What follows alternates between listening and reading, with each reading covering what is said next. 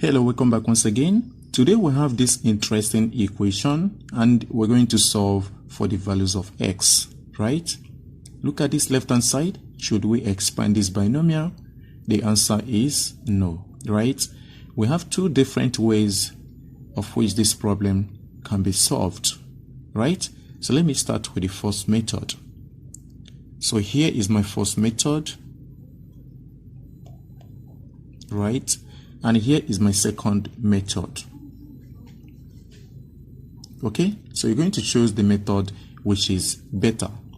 So for my first method here, we have x squared plus 5 raised to the power of 2. This is equal to 4. So here we have x squared plus 5 raised to the power of 2 minus 4. This is equal to 0. Then we have x squared plus 5 raised to the power of 2.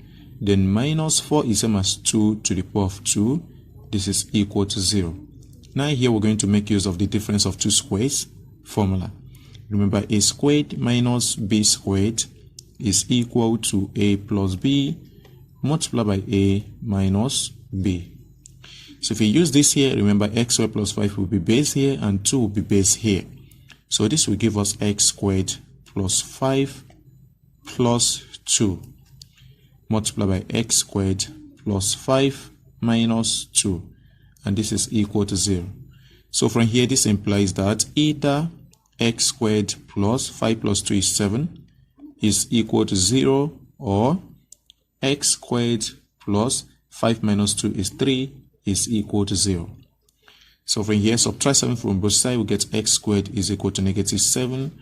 So here, subtract 3 from both sides, we get x squared is equal to negative 3. Then take the square root of both sides, so we get x is equal to plus or minus the square root of negative 7. And here, x is equal to plus or minus the square root of negative 3. Remember, square root of negative 1 is iota. So here we get our solutions. X is equal to plus or minus iota root 7, right? Or here, plus or minus iota root 3. So we have 4 imaginary solutions.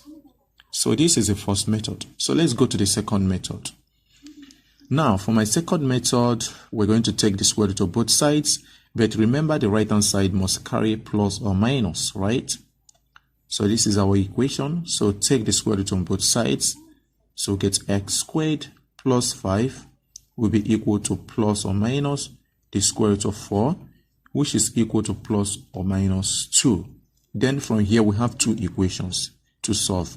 X squared plus 5 is equal to 2, that is the positive 2, or x squared plus 5 is equal to the negative 2.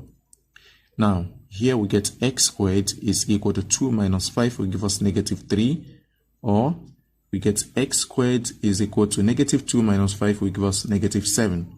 And from here, you can see we already have this equation here. So just take note that here we get x is equal to plus or minus iota root 3, or from here, plus or minus iota root 7.